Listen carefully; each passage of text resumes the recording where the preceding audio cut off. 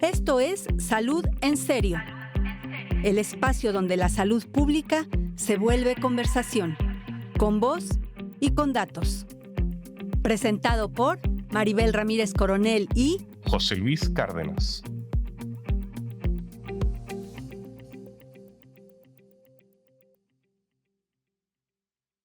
Hola, ¿qué tal? ¿Cómo están todos? Bienvenidos a Salud en Serio, este espacio donde tratamos de, aportar y reflexionar sobre estos temas de salud pública, donde hay muchos desafíos, muchas oportunidades, en particularmente enfocados a nuestra región, América Latina y pues todo el mundo, ¿verdad? Los temas de salud pública suenan como áridos, pero tienen que ver con cada uno de nosotros, porque a todos nos interesa cuidar nuestra salud y las decisiones que se toman al respecto. Estamos yo desde México y desde Chile, Santiago de Chile, José Luis. Hola Maribel, ¿cómo estás? Qué gusto estar contigo nuevamente, acá con mucho calor en Santiago. Como siempre, les traemos a personalidades y líderes dentro del área de salud pública a nivel internacional. Y en esta ocasión tenemos una invitada que es una especialista de primerísima en enfermedades infecciosas y medicina interna, y que lleva más de 20 años dedicada a la atención e investigación del VIH-Sida. José Luis, cuéntanos de ella, por favor. Así es, tenemos el honor de estar hoy día con la doctora Claudia Cortés, quien es profesora titular de la Facultad de Medicina de la Universidad de Chile y es directora del Centro para la Investigación Integral del VIH-Sida, CHAIR, por sus siglas en inglés, y es jefa del Servicio de Infectología de la Clínica Santa María acá en Santiago de Chile. Además, ha sido miembro del Consejo Directivo de la International AIDS Society y representando a América Latina y consultora de la OPS en VIH, hepatitis, tuberculosis y asesora en comités globales sobre COVID-19 y salud pública en general. O sea, una tremenda referente latinoamericana y global para hablar sobre estos temas. Pero por sobre todas las cosas, tengo que, por un ejercicio de transparencia también, yo conozco a la doctora Cortés hace muchos años y es una gran amiga de mi mujer, así que me tengo que portar muy bien el día de hoy, o si no me va a llegar. No, y además es chilena, así es que pues ahora me van a mayoritear, pero bueno, me defenderé. No, muchas gracias. Quédense al final, por favor. Son 45 minutos, 45 minutos de este espacio con información valiosa sobre las decisiones que se toman en nuestros países en torno a la atención y la cobertura de la salud. Pero les invitamos a que se queden al final porque en el minuto final vamos a conocer un poquito más a nuestra invitada, que en principio van a ver todo el conocimiento que nos aporta. En principio, bienvenida, doctora. Muchas gracias por estar aquí. Hola, muchísimas gracias por esta invitación. Es un gusto estar aquí y poder conversar para Latinoamérica temas que son tan importantes para nuestra región. Exacto. Y en este caso, tú como infectóloga, como especialistas en todo esto de los patógenos y los virus, las bacterias y todos estos bichos que nos han traído, de verdad nos han azotado en los últimos años después de la pandemia de COVID-19 que nos encerró por años, infecciones respiratorias que ahorita en este invierno, bueno, nosotros lo estamos viviendo, los brotes de sarampión en México está muy fuerte, de influenza que sigue viniendo cada año, aquí en México también tenemos problema de tosferina, la tuberculosis que volvió a repuntar, etcétera, ¿no? Es decir, están como que medio acelerados estos patógenos, están en un aumento notable. Dinos en particular, ¿qué es lo que está pasando con los bichos? Están como descontrolados. Pasan varias cosas, es una sobreposición de varios factores. Durante la pandemia, de partida nos pusimos mucho más alerta a las infecciones. Todo el mundo hoy, después de haber sufrido, vivido y atravesado el COVID, aprendió y escuchó y metió en su vocabulario palabras nuevas, virus, transmisión, PCR, un lenguaje nuevo, y eso se incorporó en forma bastante transversal. Entonces hoy día ya estamos mucho más alerta. Pero también ocurrieron cosas, alerta para bien y alerta para mal, porque no todo virus es una pandemia, no nueva influenza que va a circular, vamos a terminar todos encerrados como estuvimos el 2020, 2021, algunos el 22. También ocurre que después de un periodo bastante largo en algunos países de encierro, hubo varias cosas que se dejaron de hacer. Estuvimos muy enfocados al COVID y dejamos de preocuparnos de otras enfermedades. Bajaron las tasas de vacunación en general en niños pequeños y en adultos, en las personas inmunosuprimidas. Por lo tanto, después de haber estado muy preocupados del COVID, nos despreocupamos de otras infecciones bacterianas y virales que son preventivas, que se pueden prevenir con vacuna. Por lo tanto, tenemos una cohorte, un grupo de personas que están descubiertas. Como comentas, por concentrarnos en un punto nos descuidamos de los otros. Exactamente. Nos preocupamos de COVID, nos preocupamos de lo demás. Y lo demás, dejamos de vacunar a los niños, dejamos de vacunar a los adultos mayores.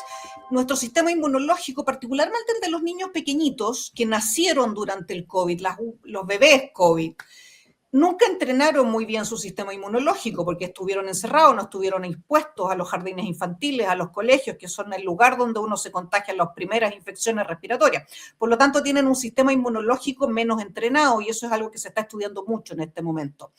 Y luego que se levantan las restricciones de circulación, los virus empiezan a circular, como han circulado siempre, pero sí hemos visto, en Chile lo hemos visto bastante bien, porque algo que está bien estudiado es que la temporalidad de los virus, el orden que siempre venía primero la influenza, después el virus respiratorio sincicial, se desordenaron. Entonces, hoy día tenemos algunos fenómenos como que vemos en épocas que no son las habituales, epidemias o brotes de influenza, y tenemos lo que tú comentas del sarampión, que es claramente por la baja de la vacunación. Entonces, son varios fenómenos que han hecho que hoy día las infecciones virales, respiratorias, nos tengan más alerta. Seguro. Y entonces, a partir de la pandemia, más bien, todo esto que comentas, sí es un poco por la pandemia, pero también, digamos, por ejemplo, tiene que ver otros factores como el calentamiento global, porque hay enfermedades que antes solo se daban en zonas tropicales y ya llegaron a ciudades como la Ciudad de México y más al norte del país. ¿Y sucede eso en otros países? Tiene mucho que ver el calentamiento global. Hay toda una línea de la medicina global, de la infectología, de las enfermedades tropicales, en que estamos viendo cómo los cambios climáticos afectan en forma muy importante la presencia de ciertos vectores, de ciertos mosquitos, de ciertos insectos que transmiten enfermedades que antes no los veíamos en ciertas áreas geográficas.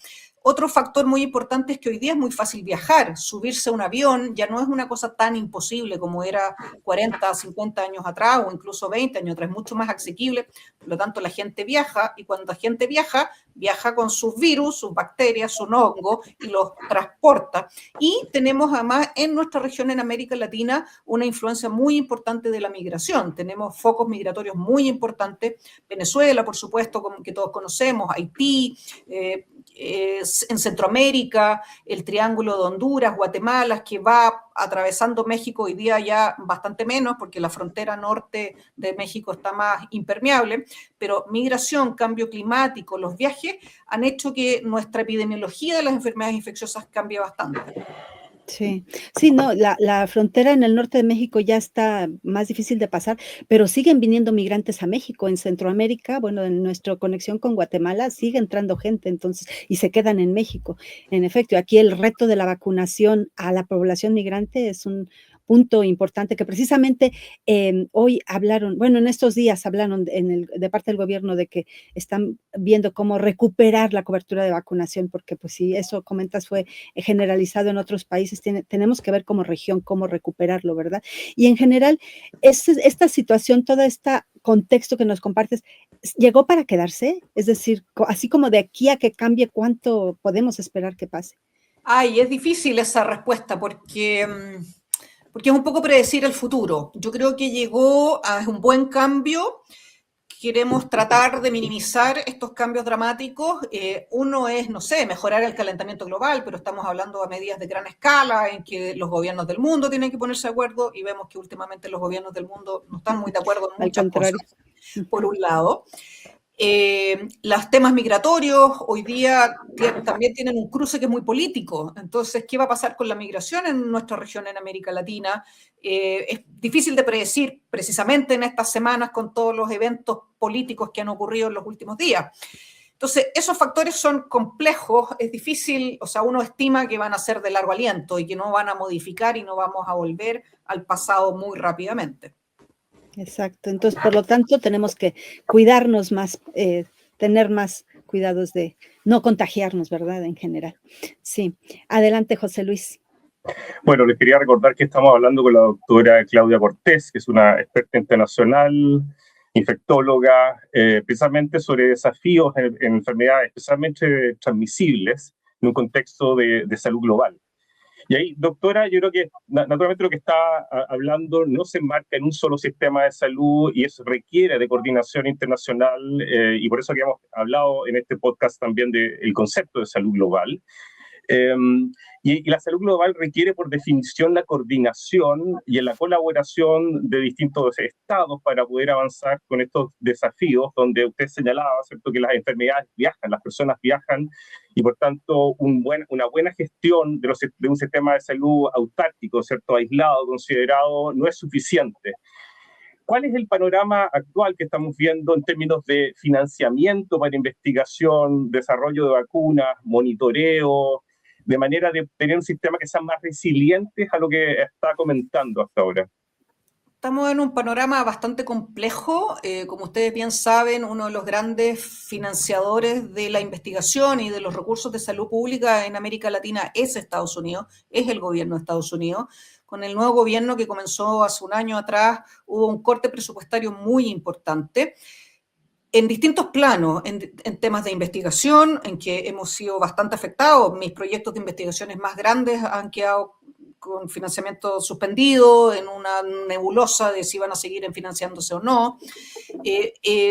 Algunas iniciativas fundamentales, como en el manejo del VIH, que es la iniciativa PEPFAR, que es la iniciativa que el gobierno, que el presidente de Estados Unidos, porque así se llama la iniciativa, aporta millones de dólares para que en distintos lugares del mundo de países en desarrollo se haga prevención, educación, diagnóstico, tratamiento de personas que viven con VIH, se suspendió.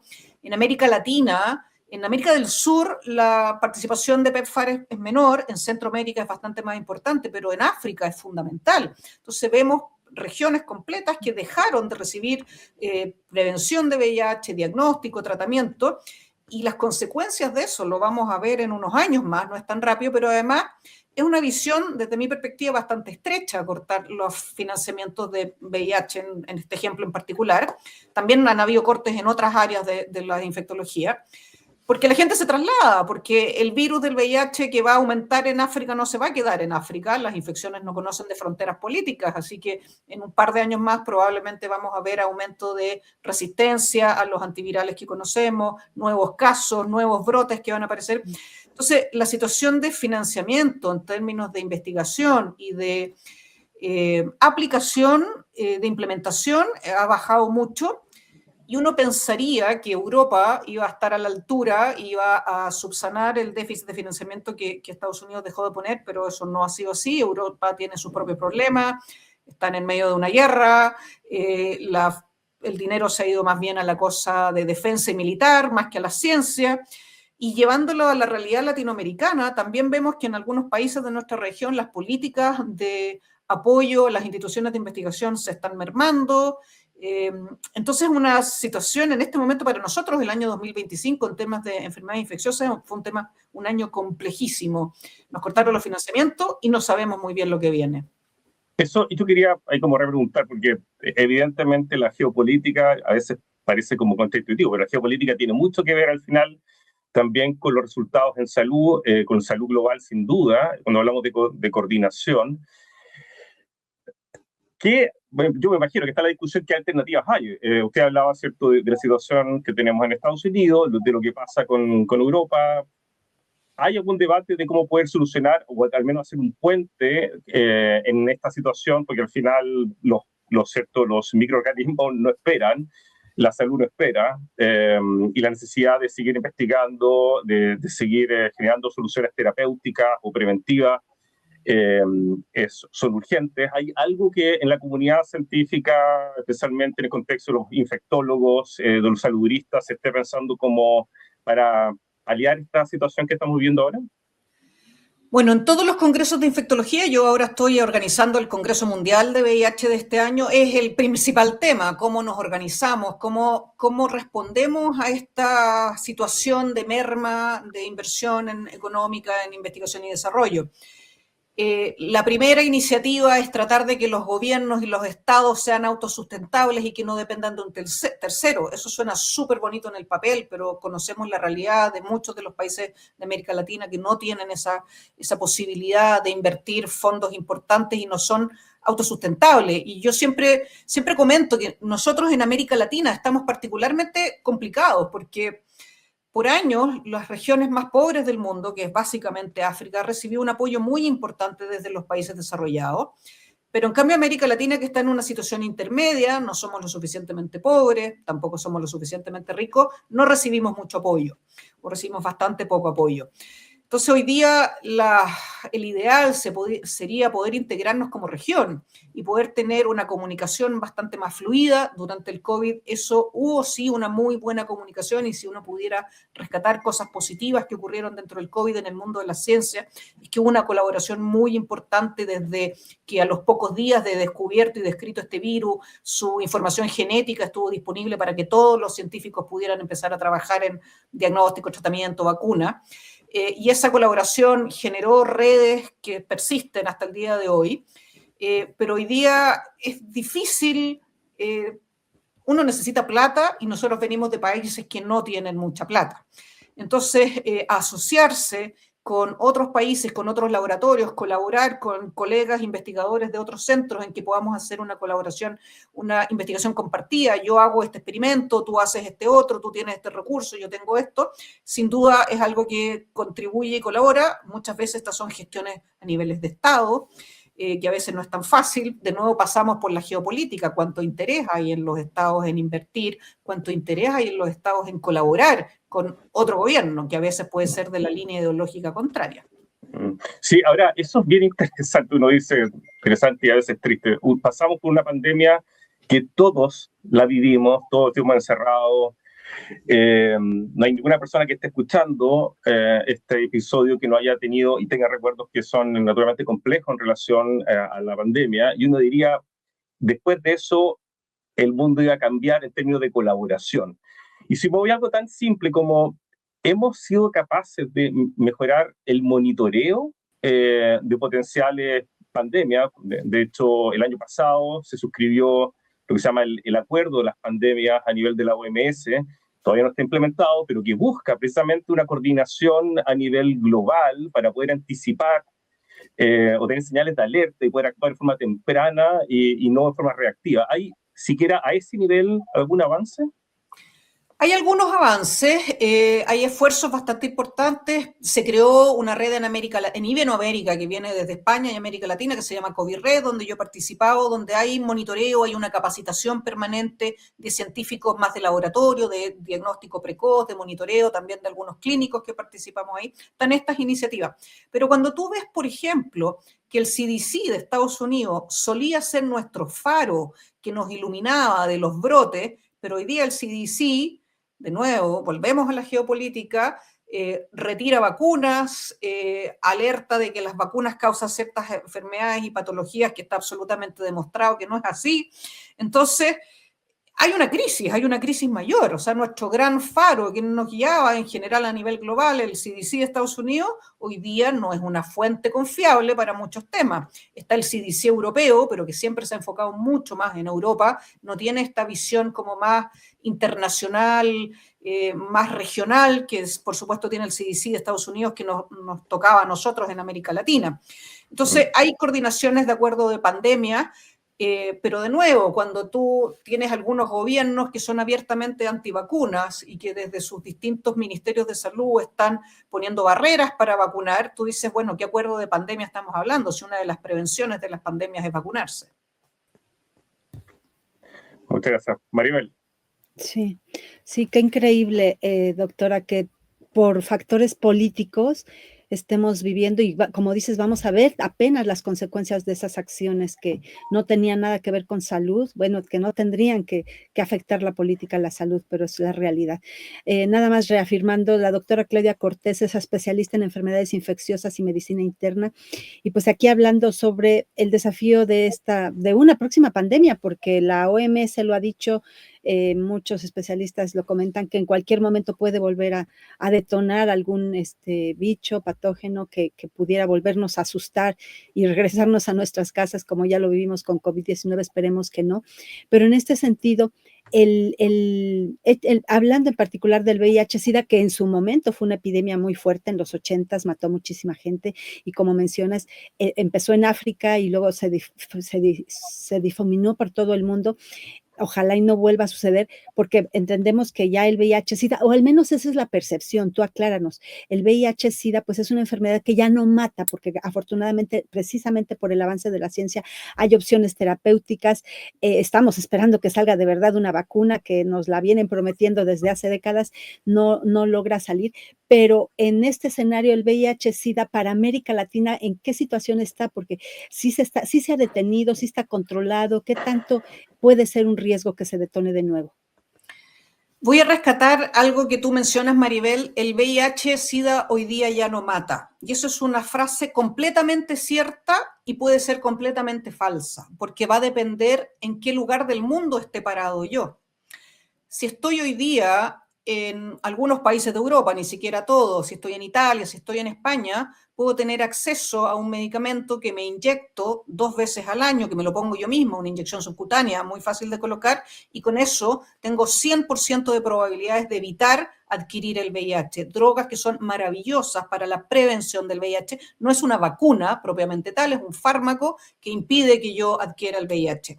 Droga de altísimo costo, que es maravillosa, que se probó en África, que sí hay convenios de la industria farmacéutica para ser distribuido en África, pero en América Latina solo un país va a tener acceso, que es Brasil. Ninguno de los otros países de América Latina tiene posibilidades de pagarlo, porque es de alto costo, y los convenios no se firmaron con los países de América Latina. Entonces, hoy día el VIH es una enfermedad que podría ser casi 100% prevenible en algunos lugares.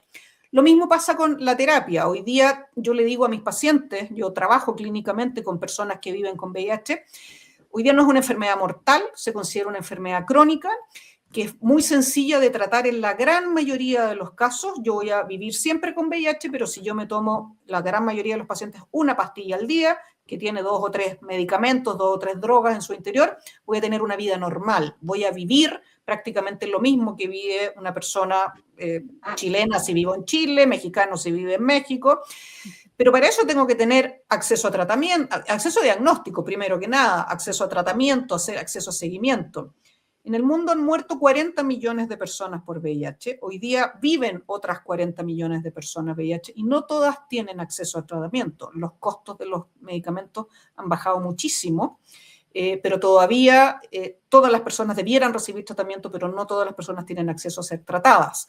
Entonces, de nuevo tenemos esta barrera que es en algunos casos económica, muy importante, pero también tenemos que en VIH es un tema muy importante, el tema del estigma y la discriminación. Hoy día el estigma mata mucho más que el virus propiamente tal, en algunos países más que en otros, en nuestra región, que es una región particularmente machista. Todavía hay una discriminación muy importante a quienes viven con VIH, es muy difícil hacer público el diagnóstico, te despiden, te echan de la casa, te quitan el saludo, hay mucha violencia. Además, nuestra región de América Latina desgraciadamente tiene una violencia particularmente contra la mujer que es brutal, y eso también está demostrado cómo la violencia contra la mujer hace que esa mujer tenga más riesgo de adquirir VIH, una mujer que es violentada, particularmente si es violentada por su propia pareja. Entonces, la situación tiene una muy buena perspectiva si es que tenemos acceso a prevención, diagnóstico y tratamiento. Las cosas van mejor, sin duda. Pero en América Latina, si nos enfocamos a nuestra región, todavía el diagnóstico estamos llegando tarde, llegamos en la mayoría, en 1/3 de los casos, cuando la persona ya tiene una enfermedad avanzada, está en etapa SIDA, y ahí tiene más riesgo de caer hospitalizada, tiene más riesgo de tener una infección oportunista, tiene más riesgo de fallecer. En cambio, si el diagnóstico lo hiciéramos de forma mucho más temprana, cuando lleva menos tiempo de la evolución de la enfermedad, tiene un mucho mejor pronóstico. ¿Y por qué llegamos tarde? Porque en algunos lugares es difícil hacer el diagnóstico, porque hay que pedir hora a 3 veces, a 3 consultas, llegar a las 6 de la mañana a la atención ambulatoria de salud, pedir hora, faltar al trabajo, etc. Hay una serie de barreras. En VIH eso está muy estudiado. Pero yo aquí no quiero tener un futuro tan negro. Yo creo que en esta entrevista he dicho cosas bien duras y bien terribles, pero la perspectiva en VIH se puede ver muy buena siempre y cuando tengamos acceso a las maravillosas drogas que están disponibles. Exacto. Y por todo lo que comentas, lo preocupante es que en ese escenario por ejemplo, Estados Unidos haya ignorado el Día Mundial del SIDA. Es un mensaje terrible que mandó a todo el mundo de preocupación, pero te pregunto, ojalá no, pero ¿no hay algún otro gobierno que haya considerado que Estados Unidos va por el camino y que quiera replicar, o sea, que le baje en la importancia a la atención al SIDA? Digamos, ¿tenemos ese riesgo? Afortunadamente, hasta donde yo conozco, no. Yo me muevo, yo soy parte del Consejo General de la International AIDS Society, que es la sociedad más grande que reúne a quienes trabajamos y estamos involucrados en el mundo del VIH. Y claro, fue un golpe muy fuerte porque uno dice, pero ¿de qué sirve el Día Mundial del SIDA? Bueno, el Día Mundial del SIDA sirve para hablar del SIDA, para que uno lo converse con su familia, con sus hijos, con sus compañeros de trabajo, para que hablemos de condones, para que hablemos de prevención, para que hablemos de sexo seguro o una sexualidad responsable. Cuando eso deja de ser un tema, se deja de hablar. Cuando uno no habla, las cosas no existen, dejan de ser relevantes. En nuestro país, por ejemplo, tenemos un déficit en educación sexual muy importante y yo podría prever que en el resto de América Latina ocurre más o menos parecido. Entonces, se van perdiendo estas instancias para poner arriba de la mesa ciertos temas que hay que estar recordando todo el tiempo. Las generaciones más jóvenes, los cabros, los niños jóvenes que hoy día tienen 20 años, cabros decimos en Chile, pero la juventud no tienen ese recuerdo colectivo de figuras importantes como Freddie Mercury, que murió de VIH. No tienen ese inconsciente colectivo que los que tenemos más años conocemos. Por lo tanto, tenemos que hablar con ellos de qué significa. Y hoy día, si bien prevenir el VIH, hoy día existen herramientas para prevenir el VIH, el PrEP, que es un medicamento que puede ser inyectable, que puede ser oral, que es altísimamente eficiente, pero para eso yo tengo que saber qué es lo que estoy previniendo, de qué me puedo enfermar, qué es lo que arriesgo si es que yo tengo una relación sexual no protegida y no me cuido. Y para eso hay que hablar del tema. Claro, está comprobado que el condón no es suficiente, ¿verdad? El condón es buenísimo si uno usara el condón. El problema es que algo tenemos en la cabeza los latinoamericanos, porque es un tema bien latinoamericano, de que adherimos muy poco al uso de condón. Es algo bien cultural latino. El colmo. Sí, José Luis. Yo quería partir preguntándole o que nos ayudara a entender el concepto. ¿Qué hay detrás de la resistencia antimicrobiana? ¿Cuáles son los riesgos que está detrás de la resistencia antimicrobiana? ¿Qué significa en la práctica que estemos desarrollando una mayor resistencia antimicrobiana para la salud pública? Es un tema fundamental, es una de las grandes crisis que estamos viendo, es un tsunami que viene. Yo todo el rato hasta ahora he hablado prácticamente de virus, que es lo que a mí más me apasiona, pero uno de nuestros principales agresores son las bacterias. Y para las bacterias usamos los antibióticos, que tienen poco menos de 100 años, y que son maravillosos, o fueron maravillosos, porque logran controlar las infecciones bacterianas, la neumonía, la pielonefritis, que es la infección urinaria, la meningitis. Pero al igual que los virus, las bacterias mutan y en la medida que uno usa antibióticos para matar bacterias, algunas bacterias van sobreviviendo, mutan y esto es como la teoría de la evolución de Darwin, las bacterias que no se murieron con los antibióticos son las que sobreviven, las que se reproducen y la próxima vez que yo necesite antibióticos, ese antibiótico no me va a servir y eso significa la resistencia antimicrobiana. Cuando la bacteria que yo tenía o que la población tenía mutó y ya los antibióticos que se usaron y que eran útiles ya no sirven. Y hemos ido quemando, por así decirlo, antibióticos porque el uso de antibióticos es masivo y es muchas veces injustificado. Tenemos una idea muy antigua de que los antibióticos mejoraban todo. Entonces uno tiene un resfrío, una gripe, que son virales, que no necesitan antibióticos y uno toma antibióticos. En América Latina tenemos una desregulación muy importante, una autoprescripción. En muchos países de nuestra región uno puede ir a los comercios informales, en Chile las llamamos ferias, donde uno compra los tomates, las lechugas, el maíz, y al lado venden las cajas con antibióticos y uno los toma sin prescripción médica, muchas veces cuando no es necesario. Y eso favorece que las bacterias vayan haciendo resistencia. Además, usamos muchísimos antibióticos en la agroindustria. La producción ganadera usa muchos antibióticos y en cierta medida esos antibióticos, aunque sean poquitas cantidades, pasa al humano y pasa a nuestras bacterias que hacen que haya resistencia. Entonces, el gran temor, el gran terror, es que en algún minuto nos quedemos sin antibióticos, que hayamos quemado todos los antibióticos que tenemos.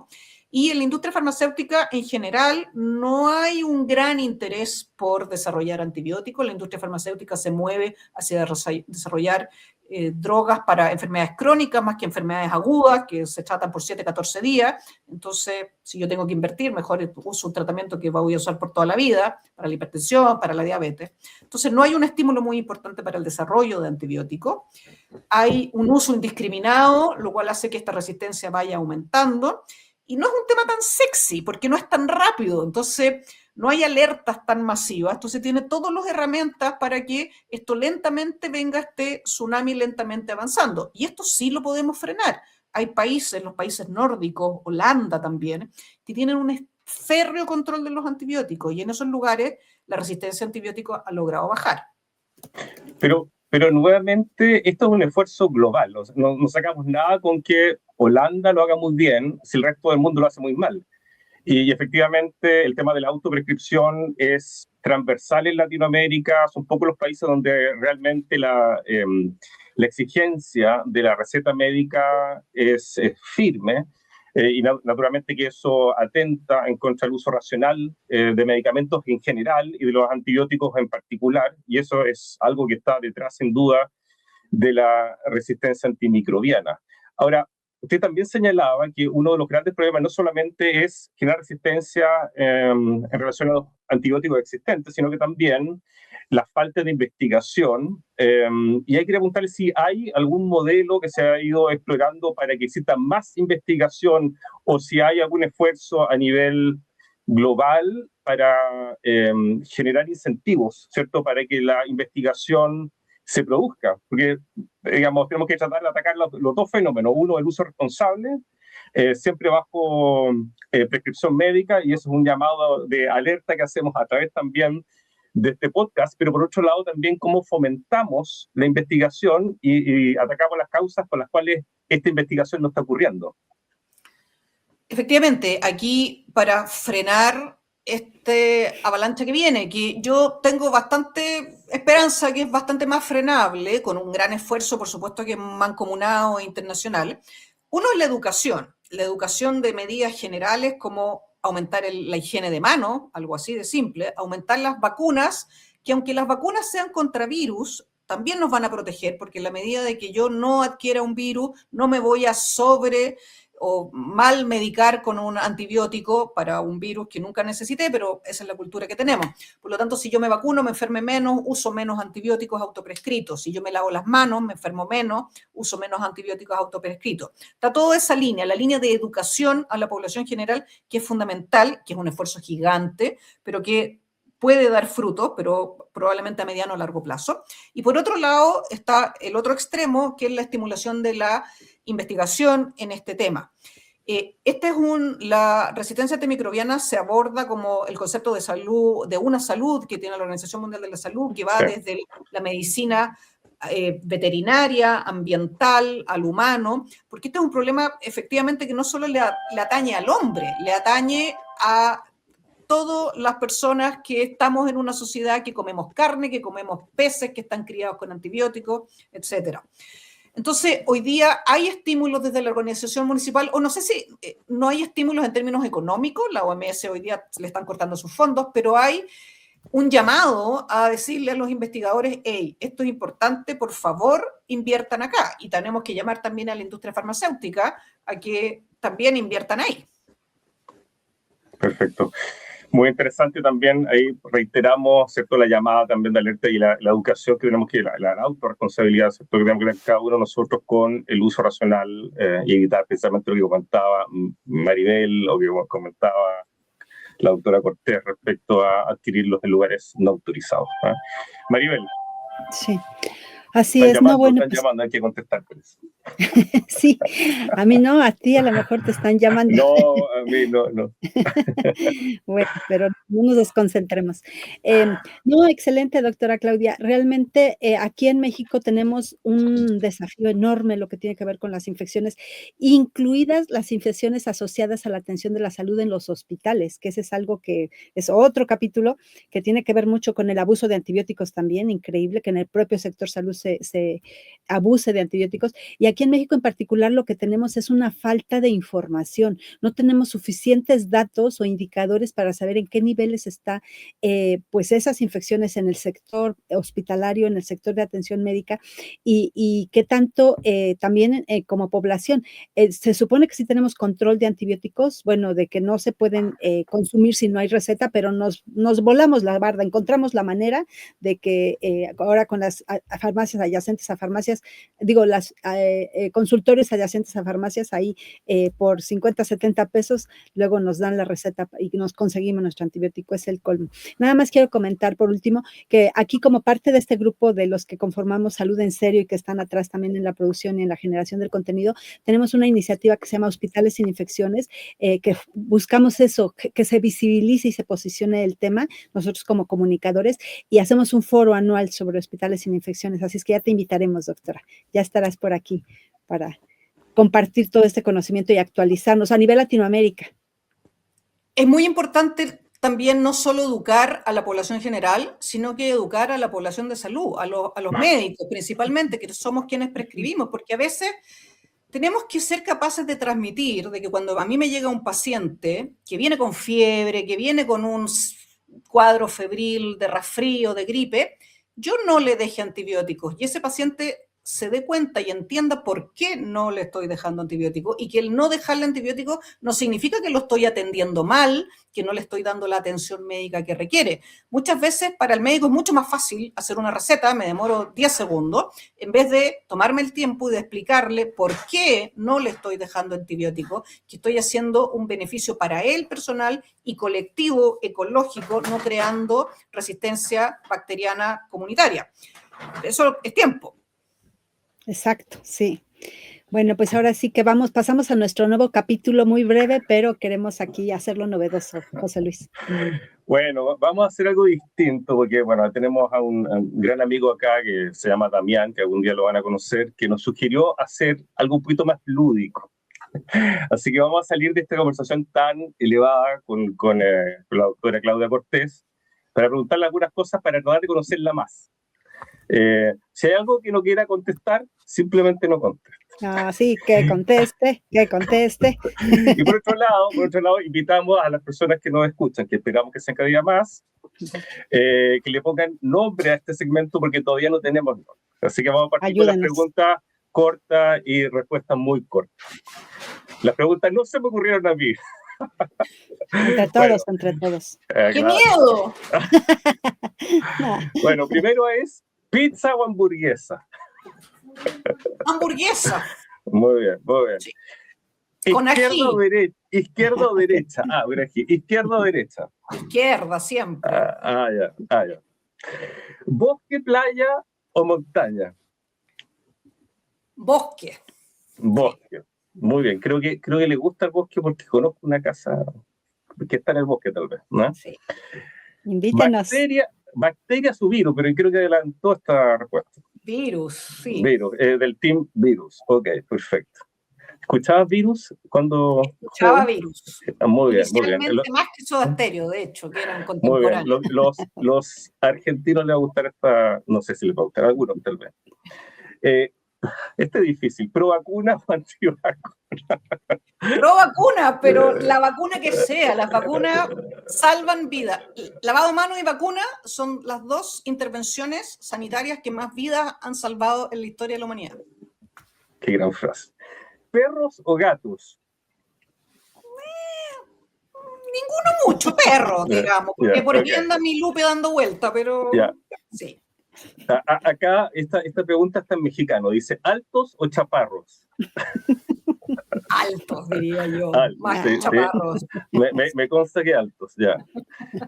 ¿Maná o Los Prisioneros? Esta es más difícil. No, pues, pero qué preguntas son esas. Los prisioneros, absolutamente, y a los que no sean de Chile, que no conozcan Los Prisioneros, tienen que darse una vuelta por Los Prisioneros. Muy Es un bien, grupo muy bien. de rock de los 80, 90 de Chile.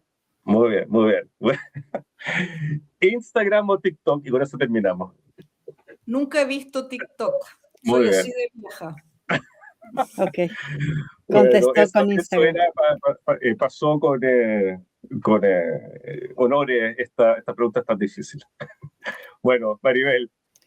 No, pues ahora sí que nosotros tratando de buscar que bajarle la solemnidad a los temas de salud pública, que pues finalmente nosotros aquí invitamos a profesionistas y especialistas que están mega preparados con doctorado y postdoctorado, y pues finalmente como que aligerar un poco estos temas y darle un poquito más de pues agilidad y frescura a este espacio. Les No, recordamos que, sí, muchas gracias, doctora, por tu apertura y por contestar. Ya pues para despedirnos, José Luis, se nos acabó el tiempo.